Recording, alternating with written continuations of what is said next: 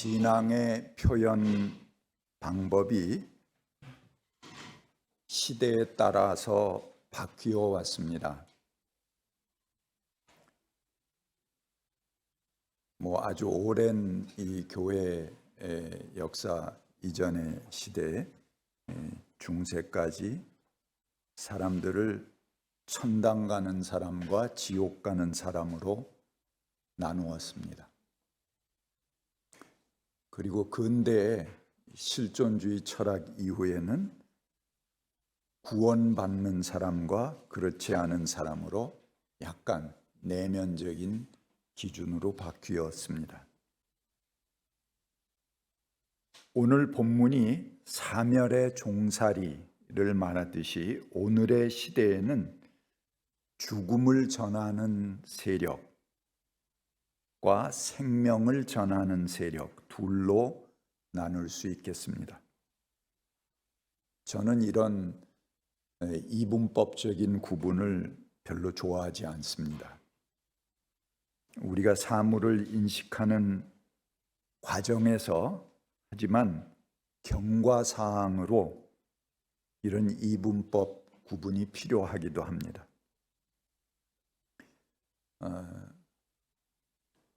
물론 최종적으로는 이런 구분도 다 넘어서야 됩니다. 인간을 구분하고 나누는 것 자체가 개운치 않은 일이기 때문에 그렇습니다. 여기서 최종적이라는 것은 우리의 모든 모순이 사라지는 때를 말합니다. 그러기 전까지는 필요, 악으로 우리가 나누고 평가하는 일이 같이 갈 수밖에 없다 하는 것이죠. 많은 국가들은 적개심을 필요로 합니다. 공동의 적이 있어야 국가는 계급과 집단을 통일시킬 수 있습니다. 이른바 국가의 적인데 제1차 세계대전이 일어났을 때 독일 황제 빌헤름 2세는 나는 어떤 정당도 알지 못한다. 내가 아는 것은 오직 독일인 뿐이다 라고 했습니다. 이 지나친 애국주의, 민족주의는 매우 위험한 것입니다. 그렇게 독일인들을 흥분시켰고 그들이 똘똘 뭉치게 했지만 그 결과 그들은 전쟁에 동원돼서 죽음을 당할 수밖에 없었습니다. 우리가 서로 마음을 얻으려면은 굉장히 많은 노력과 시간이 필요합니다. 그런데 별다른 노력 없이도 아주 쉽게 하나가 되는 방법이 있습니다. 같이 앉아서 누군가 그 자리에 없는 사람을 씹는 것입니다. 그러면 세상에 둘도 없는 동지를 만난 것 같고 이 우주에서 내 마음을 알아주는 둘도 없는 존재를 내가 드디어 얻었구나. 그런 착각을 하게 됩니다. 국가나 개인이나 이렇게 뭉쳐진 힘은 매우 위험합니다. 며칠 전 새벽에 서울의 공습 경계 경보가 느닷없이 울렸습니다. 요즘은 없어졌지만 그 전에는 훈련 경계 경보, 공습 경보가 정기적으로 울렸고 그것은 훈련이었습니다. 그러나 이번에는 실제적인 공습 경계 경보가 울렸습니다. 아주 심란한 새벽이었고 정말 갈 때까지 가는구나 하는 그런 순간적인 생각이 들었습니다. 윤석열이 취임하자마자 북을 주적으로 선포했습니다. 그동안 공을 들여온 남북관계를 적대관계로 몰아가더니 드디어 이런 사태가 오는구나 깜깜했습니다. 순간적으로 이 교회당을 교인들 빨리 대표라고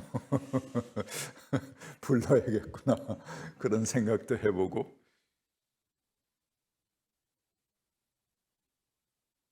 국가나 개인이나 남을 적으로 만들어서 자기들끼리 단결을 꾀하는 사람들, 그들은 자기 철학이 없는 사람들입니다. 그렇기 때문에 자꾸 적을 만들고 적을 찾고 그 힘에 기대어 가는 것입니다. 인간적으로 보면 지극히 천박한 인간들입니다. 이렇게 천박한 인격을 가진 자들에게 적이 없어진다는 것보다 심각한 것은 없습니다. 적이 사라지면 국가는 내적으로 갈등을 겪게 되고 개인은 자기가 공허해지는 것을 갑자기 느끼게 됩니다. 이런 부류의 인간들은 항상 적대감으로 존재해야 하니까 누군가 공격해야 할 타겟을 끊임없이 만들어 놓습니다. 결국 나중에는 자기 가장 가까이 자기에게 충성을 다하던 측근들이 공격의 대상이 되고 맙니다. 정상적인 인격을 가진 사람들은 타인과 화합하고 존중하는 길을 모색할 때 평안함을 느낍니다. 인간 자체가 더불어 함께 사는 존재이기 때문에 그렇습니다. 그런데 그렇지 못한 사람들이 있습니다. 그들은 자기들 안에 깊이 내재해 있는 증오심, 그 증오심의 질곡으로 주변의 모든 관계를 파탄내버리고 맙니다. 그 결과 자기가 아끼던 모든 사람들은 다 떠나가고 혼자 고립하고 결국 자기 자신도 파괴되게 됩니다. 죽음의 문화와 대척점에 있는 것이 생명의 복음입니다. 복음 안에는 두 가지 특징이 있습니다. 첫 번째는 새로운 것을 추구하면서 옛 것과 구별하는 것입니다. 그러나 그것보다 더 중요한 것이 있습니다. 그것은 완전하고 나뉠 수 없는 생명입니다. 거기에 보다 근본적이고 영적인 힘이 있습니다. 그래서 우리가 뭘 나누고 구별하는 것, 경과사항이고 어떤 과정에서 필요할 수는 있으나 그것이 근본은 아닙니다. 우리가 너와 내가 하나다. 함께 더불어 간다. 우리가 평화를 같이 도모할 때 내 마음이 편해지는 것. 이것이 정상적인 인격을 가진 사람들의 마음입니다. 기독교의 복음의 본질이기도 하고요. 오늘이 환경주일입니다. 서울제일교회가 창립 70주년을 맞이해서 교회 앞에 대형 기후위기 시계를 설치했습니다. 앞으로 지구 온도가 1.5도 더 올라가면 지구는 견딜 수 없게 됩니다. 그래서 지금의 전 지구상에서 배출하는 탄소 농도를 탄소량을 계산해서 지구 운명의 남은 시간을 카운트다운해 나가는 그런 대형 전자시계입니다.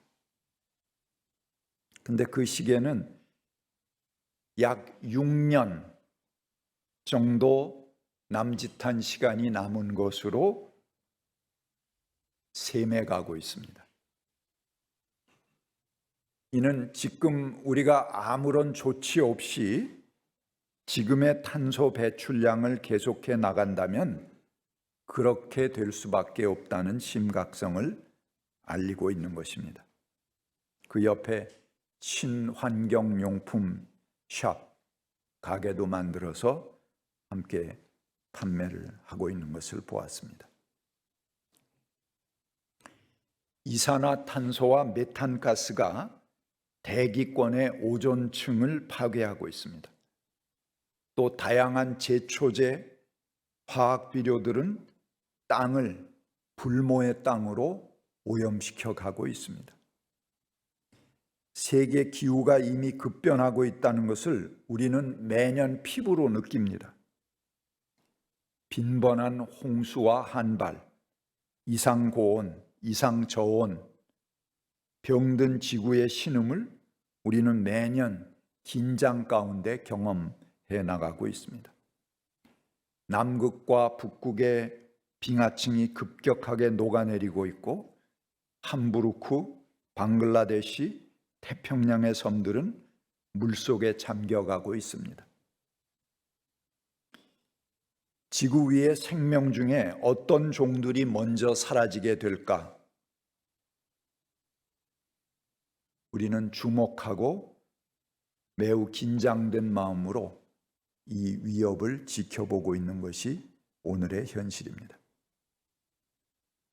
오죽하면 자유경제를 그렇게 부르짖던 서구의 나라들이 지금은 5% 정도에 불과한 전기차로의 전환을 의무사항으로 만들어 가고 있습니다.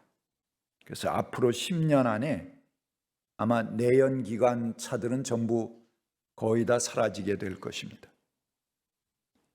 지금 올해 4월에 미국은 2030년까지 미국의 배터리 전기차 시장 점유율을 약 60%로 올리겠다. 2032년까지는 67%로 높이겠다는 것을 목표로 행정명령을 발동했습니다.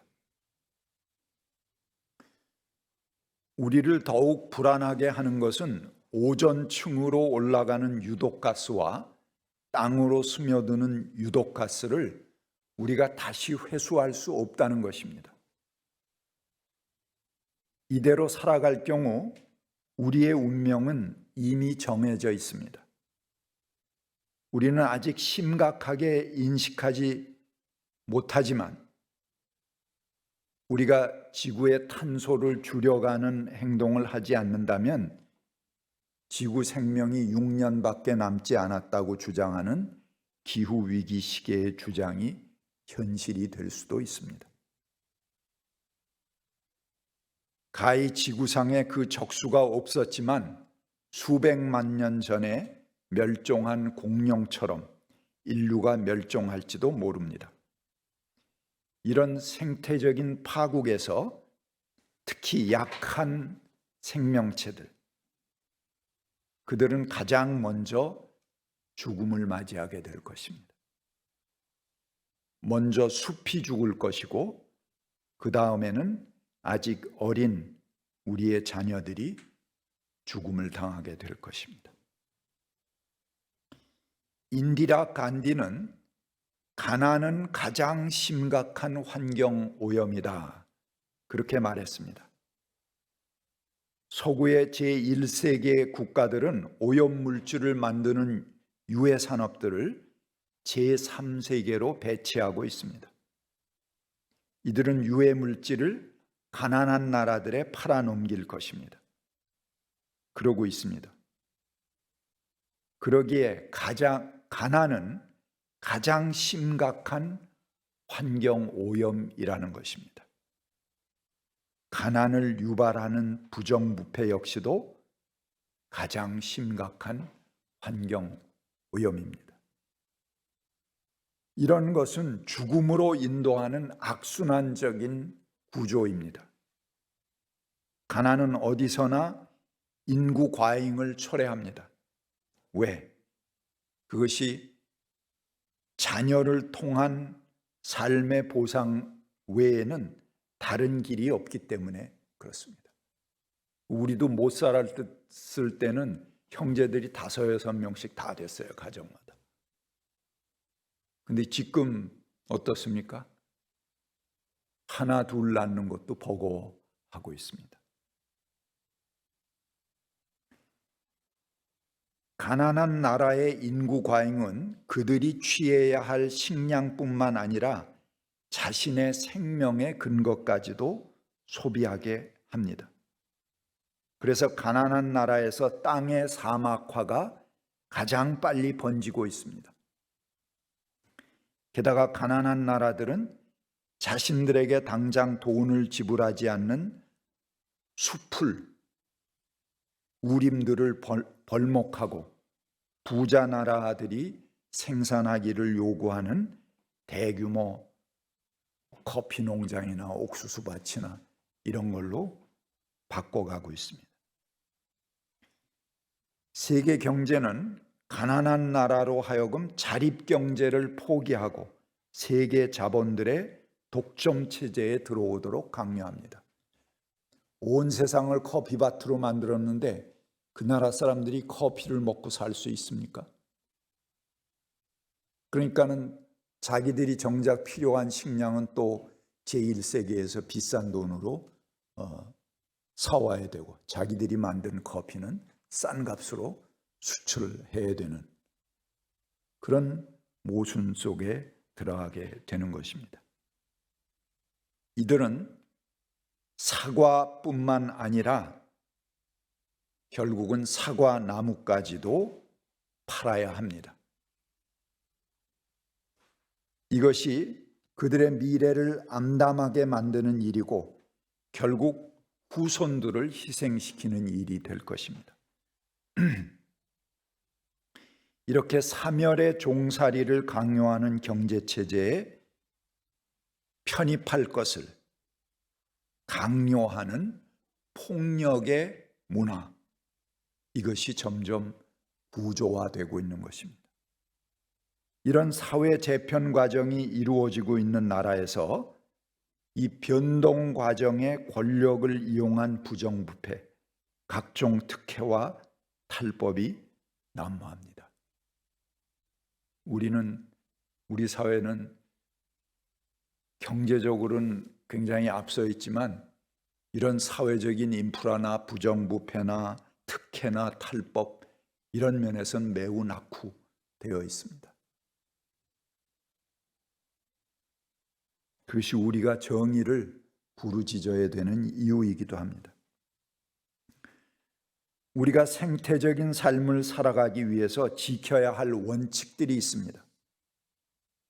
첫 번째, 자연에 대한 공격은 반드시 보상되어야 합니다.